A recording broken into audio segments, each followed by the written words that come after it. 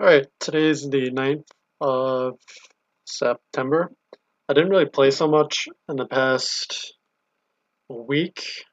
I believe that's how long it's been since making these sort of journal entries or video logs. I'm not sure what to call them.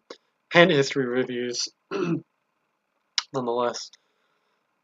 These couple hands are from yesterday, I think from Zoom because my subscription to Heroku table scripting ran out of funds.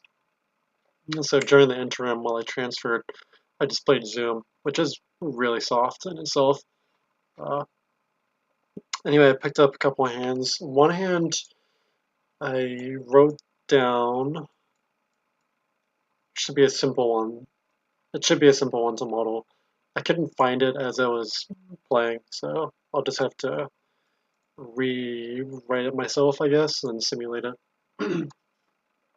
Oh, it's a pretty basic question just about pot odds and some confusion about playing draws out of position where I feel like I'm kind of restricted in terms of claiming the pot at any desirable frequency with hands that are just going to lose at showdown. Yet I still feel like we're priced into call, so we should be calling. And on top of that, there are implieds. Anyway, I don't really remember these hands. Let's see what happens here. We are pretty deep, so I put in a larger than normal 3-bet. So I haven't really played in the past week or so because I've been overcoming some kind of sickness, and then I paired that period with starting an elimination diet, which meant cutting out a lot of high sugar content from my diet, which for me is primarily fruit, if not exclusively fruit. And I think that was kind of a shock to the system. So I was for a while rationalizing uh, playing prone or lying down, which just seems like a bad proposition if you want to do something professionally. And the reason I was rationalizing it was because I put a lot of pressure, I suppose, on myself to adhere to the rather rigorous schedule I've outlined for myself. And what I've learned since then is, first of all, my approach in doing that was flawed and coming from a more desperate demeanor in contrast to inspired. So I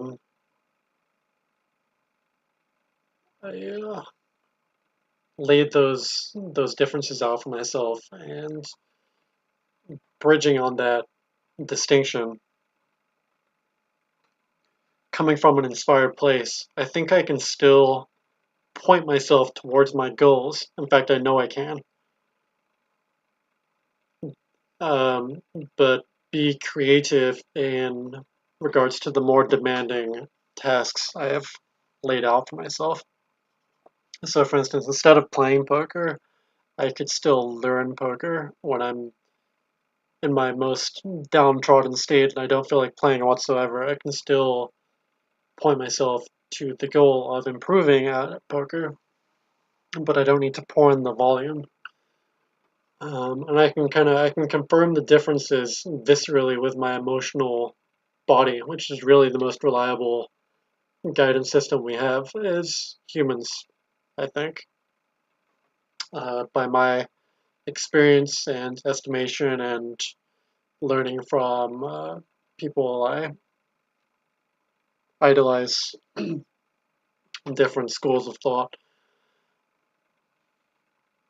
So Actually, I kind of want to talk about that a bit more. So I find that, and I've actually kind of I've distinguished for myself that I find when I make more lofty, ambitious statements. So recently, it's been outlining my goals for the next year and a half, and it's been becoming orderly and and uh, allocating each area of improvement I'm interested in over this trajectory or course of time.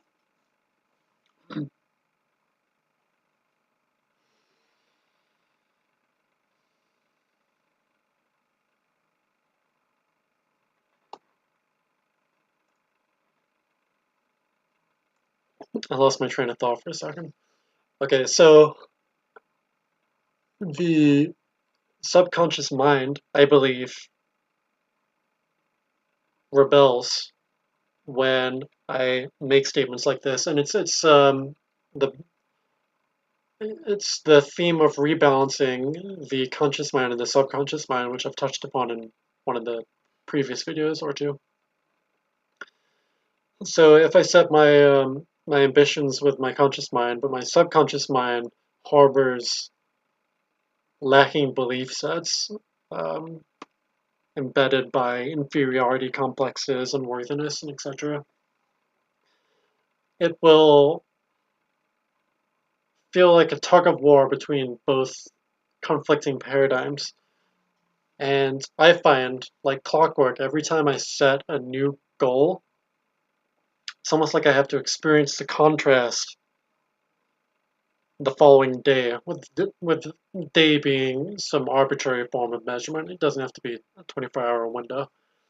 It can be whatever. It can be like a week later, 2 weeks later, which is why I only really wind up maybe making gradual improvements at best, but mostly just stagnating and treading water.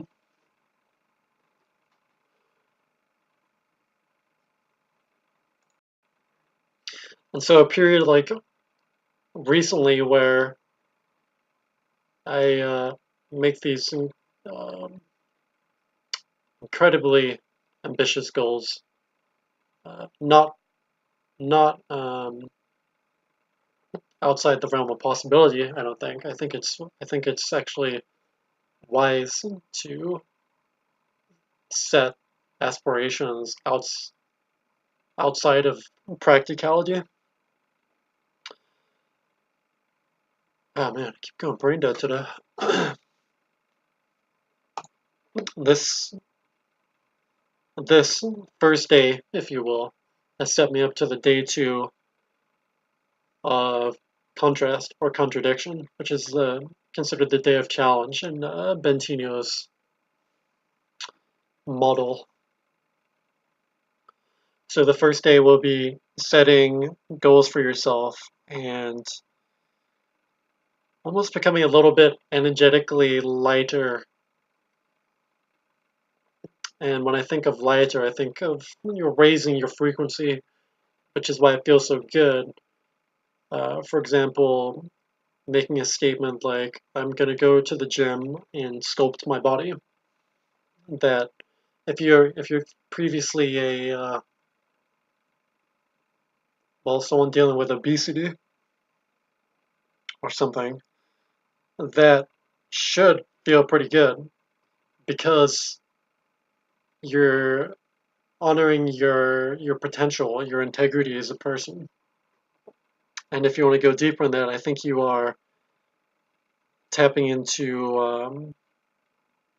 our natural state of abundance, which is how the universe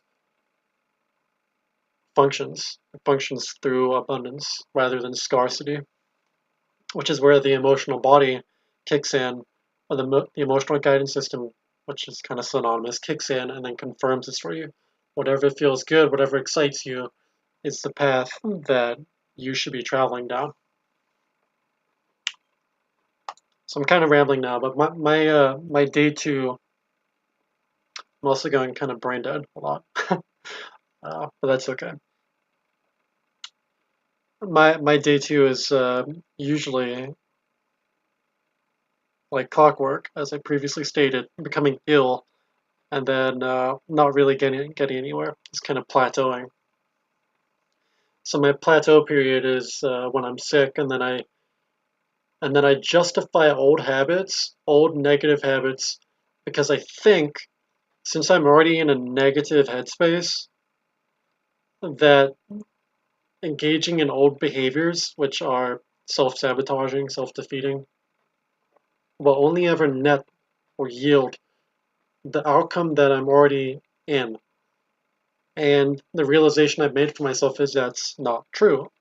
So, for instance, over the past couple weeks, I've uh, I've rationalized, lying in bed, binging Netflix, or looking at porn. Both behaviors I won't do in the slightest when I'm on my course, on my trajectory, because I've recognized how how really both of those activities are futile. But they place me in a position of self-negation, which feels like an internal kind of friction or grinding. For me, my most reliable tell or sensation from my emotional guidance system is a sense of butterflies in my stomach. A stab of butterflies will be confirming that the belief that I'm operating from, or the thought that I'm identifying with, is not in alignment with my true self, my higher self, if you want to use Bentinho's uh, expressions.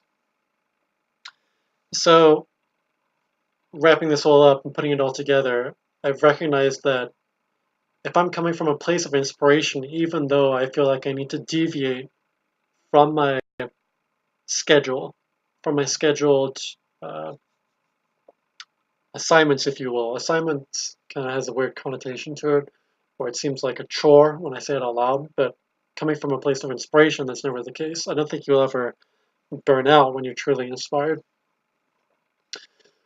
Oh, geez, lost my train of thought again.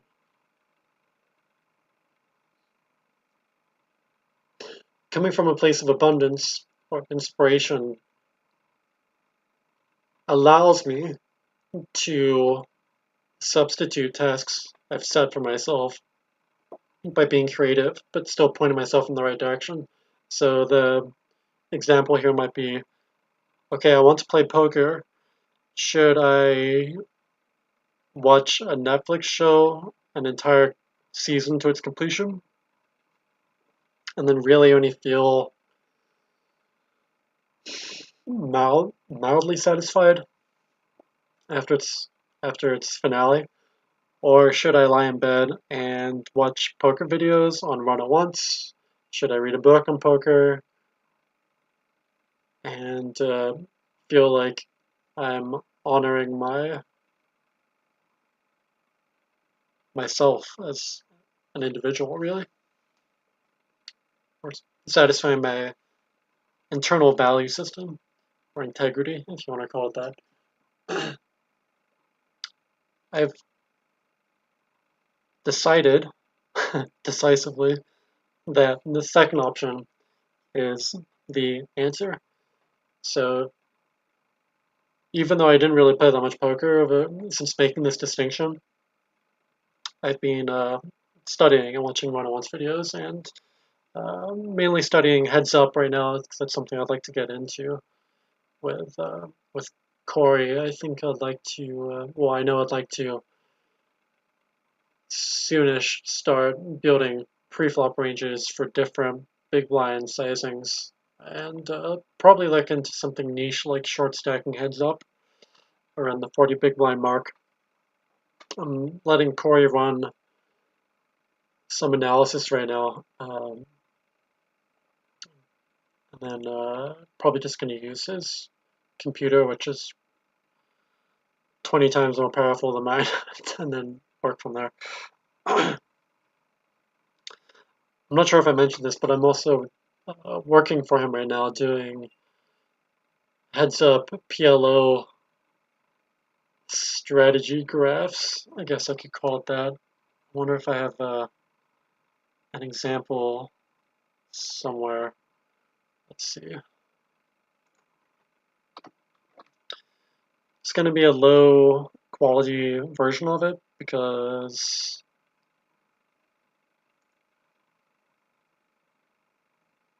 I've got a different version of Excel. But like, oh yeah, it's also in this font because I use a different. I use a black and green matrix template on my or a theme on my computer. Sadly, I can't. Sadly, this doesn't have the graph attached or anything. But this is a spot. King H7 rainbow heads up 6 big blinds 3-bet pot. Big blind defense versus bottom stab. And then what I'll do is categorize all the hands, usually by absolute strength, as a rule of thumb. And yeah, then plot all the equities and the different strategies. And this is for him right now, but I intend to work with him later as a student for Heads Up PLO and as part of his staking, or stake, what do you call it, stable? Yeah, I guess part of his stable, which is a person being staked, but a lot of them in the future, which will give me access to everything I've been working on, so I pretty much got access to it anyway, but um, it'll be a solution of or it'll be a database of heads up solutions, which is pretty exciting and pretty cutting edge. So, and I'm pretty thankful to be working on them now. It gives me a head start. Anyway, I think that's enough rambling, and we should probably just get into the hands. So here I go for a 3-bet. This is Zoom, so I don't have any hands on anyone. Really? Okay, it looks like I checked the flop here, which is, I guess, something I had a question on. I'm just gonna guess here, but I think I should be not stabbing, c-betting this combination without the heart. I think with the heart, I probably have a better check back because we need less protection. So this might be worth running in PO. The problem with these spots, of course, is we're not going to have clairvoyance over villain's range or strategy. Nonetheless, I think I'll look into it, which will involve pausing the video. And as played, I think it's fine. And then I go pretty much full sizing on the river. It's not three quarters is what 21 here. I size down a tiny bit, which might just be unnecessary. I certainly think he can have he's king in his range. Um, and I don't think it makes much difference what's calling me for 21 versus 19. Maybe I got paranoid that the heart hit, which seems a bit irrational because I expect stabs at a very high frequency from heart draws being deep, and it's just a natural tendency for players to bet their draws. Not completely sure how not completely sure how accurate that is. I'm just thinking about possible heart combos in his range, which might just be more preferable for him to check back, like uh, Queen Jack of Hearts, those kind of hands. I guess there are not that many, because a lot of them will be combo draws.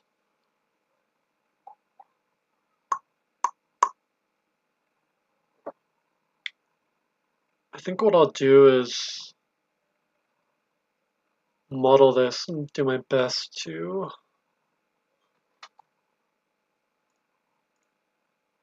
simulate a hypothetical range. As played, I think it's fine. I should probably just size it forever. I just gotta. I mean, it's okay. What other hands besides Queen Jack of Hearts? I'll have to look at it. I got the call from Naked Jacks, which I think is not that good, considering I am very likely to bet everything worse on the flop here. Ace King just got there. Yeah, it's a bad call by him.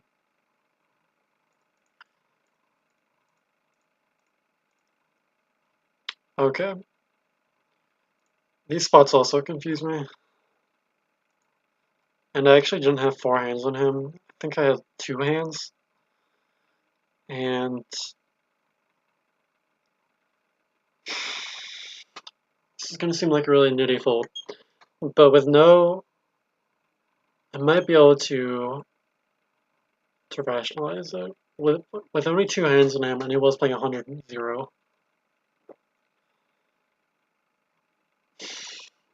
See, it could be assumptive too, because there is a fear of how he will play on later streets. From my experience, when someone raises a monotone flop like this, they usually follow through in the turn, and then it's a bit ambiguous whether they follow through in reverse. So I'd like to have total or much more confidence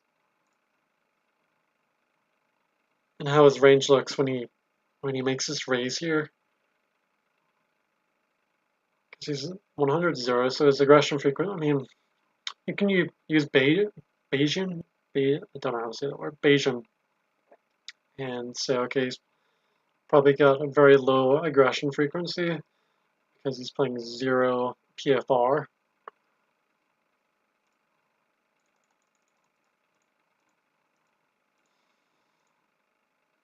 I ended up folding here just because I have no kind of clarity on how he's going to play on later streets.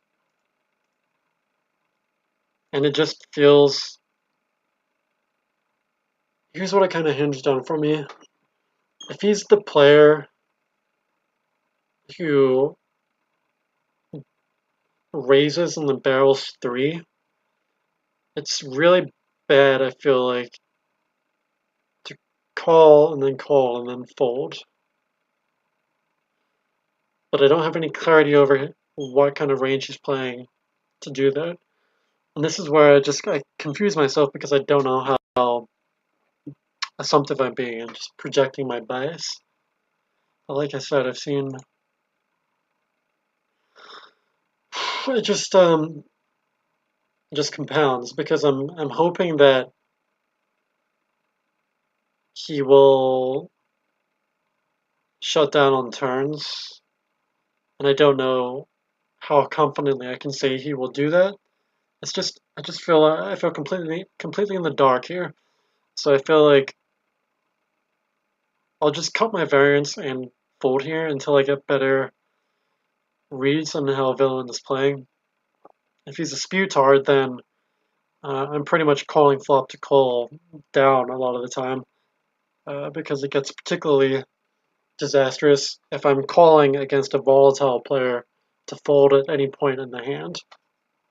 And volatile players will become rather explosive against these small block c-bets.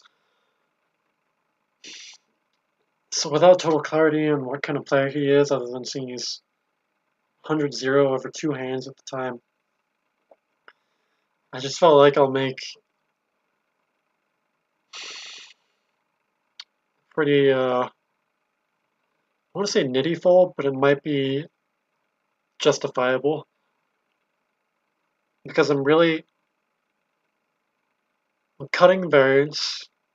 I'm also saving my mindset, which is non-negligible.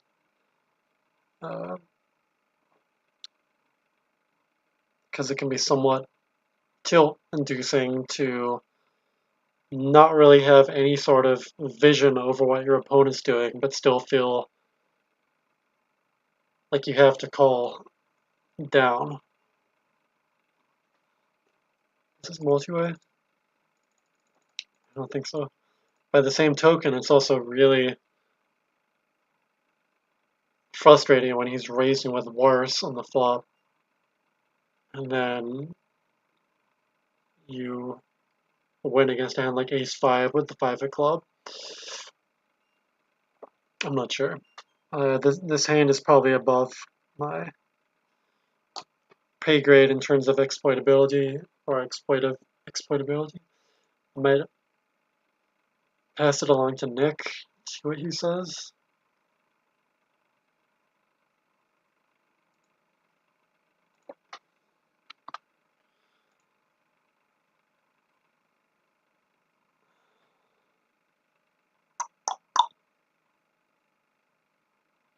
If and when I gain an audience, I will certainly pause the video.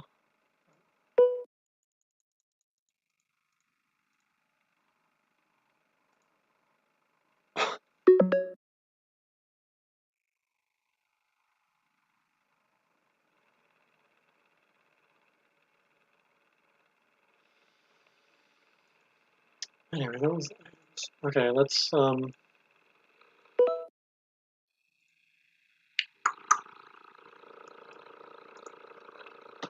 simulate this again. It should be pretty solvable just by pot odds. So if I make it 125, cut off, blind cold calls, blinds fold. Let's see if I can not do math right now. 125 times 2 plus. Nope. I think that's right. Should be 325 in the pot. I've got queen 9 with the 9 of clubs. Flop checks through. It's my standard to just check out a position 100% less against the fish.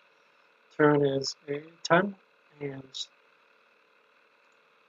about 3/4.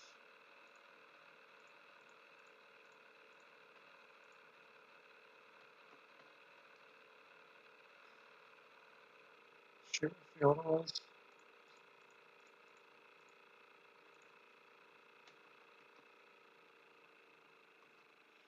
He raises to, I think, 9. Let's just say 8.5. Something like that. Yeah. He raises to 8.5. What's the difference?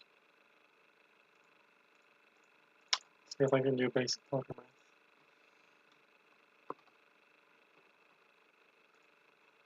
2.44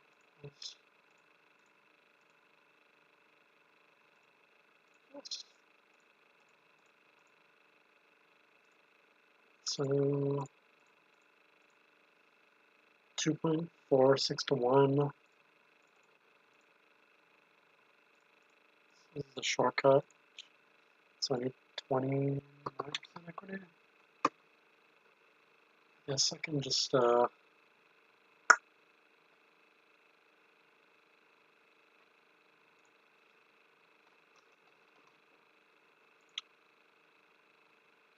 like I explained before. It's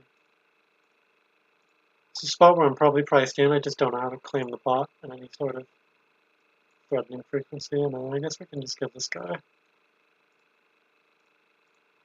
ace high. And then on the board, which is there were 2 clubs also.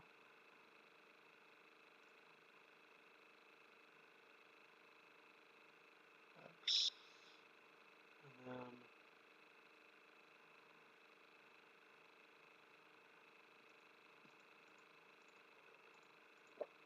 it goes something like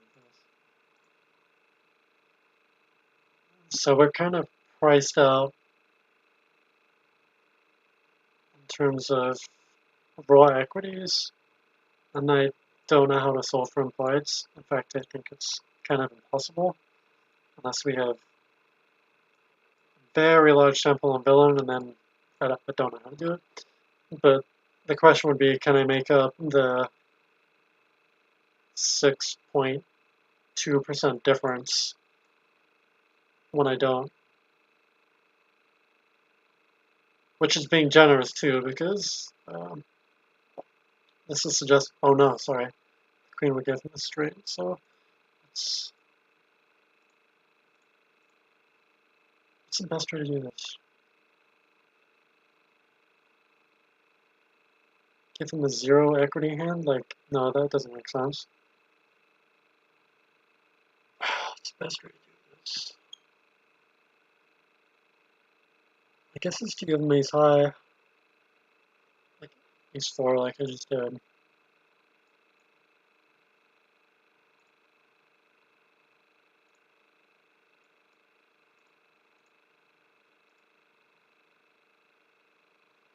In which case, I guess we are priced in. But that's being generous. Once I start giving him a hand like Jack 10, or it's just for fun, give him Jack 10, and then also King Queen.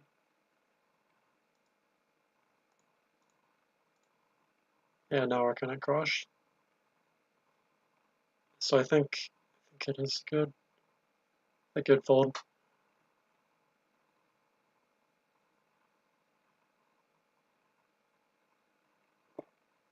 So it's a spot that's confusing for me quite a bit though, because I'm pretty confident that I do overfold withdrawals in these situations.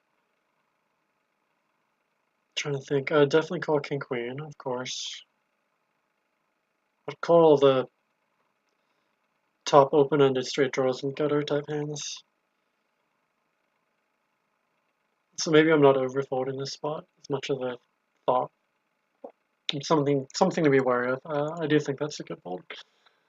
So now I want to look at this hand, which I will try to simulate in pile.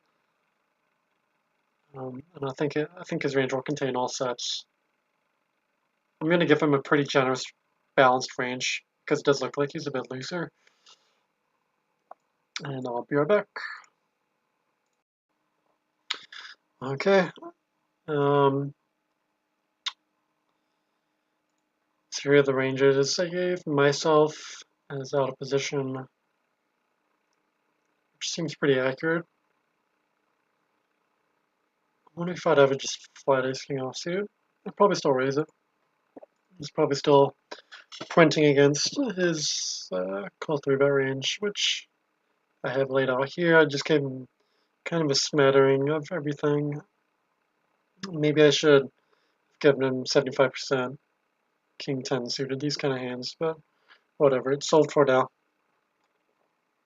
So I gave him position at 50% bet size, which might not be accurate considering we're deeper, but I felt like I didn't feel like giving him multiple bet sizes, and I also didn't want to weight it to 100% 3/4 sizing, even though that would geometrically build the pot at a more correct rate for stacks. So let's see here. So I gave myself the options of betting 75% and 1/3 and checking, and it looks like it is really capitalizing on the larger sizing, so I definitely messed up here. Let's see how it plays the ace 10 with the, sorry, the ace, okay, well it makes sense that it bets range because we're so strong here. Let's check our uh,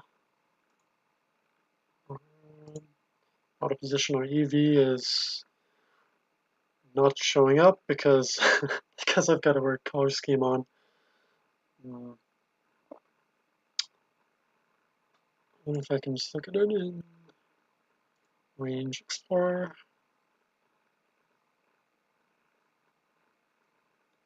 This really doesn't work with this color scheme.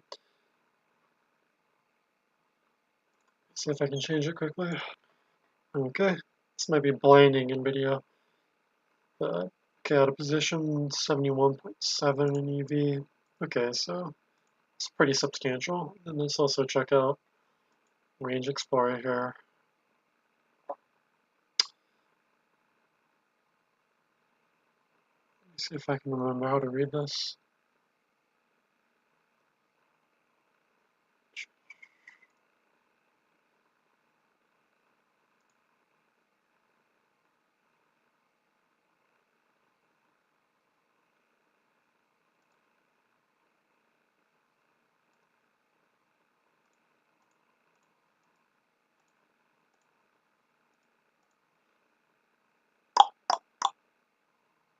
I don't remember how to read this.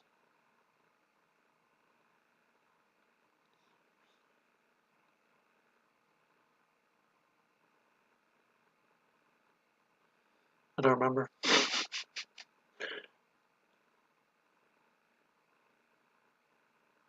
So I guess this is saying over 100% of our range. The tip top of our range has only about 66% equity.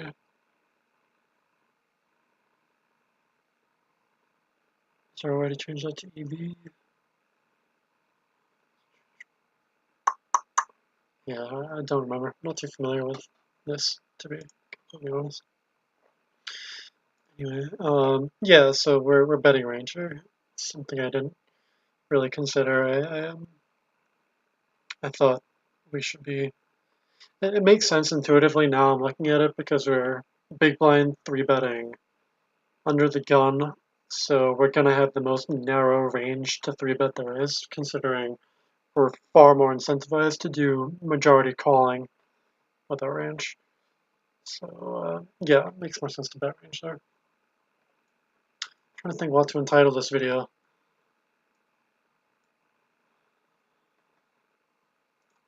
Let's look at the hands one last time.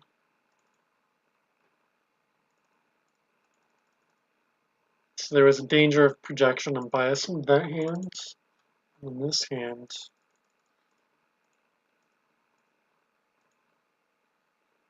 ranges and positional awareness, I guess I could entitle it.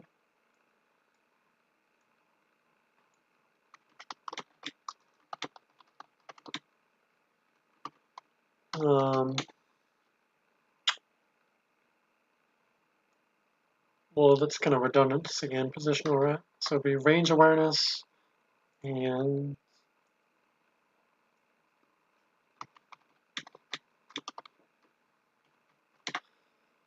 so we have a range advantage here, which I wasn't aware of. Range awareness.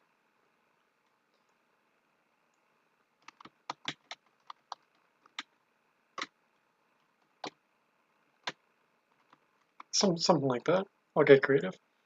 All right, anyway, that's it for today's video.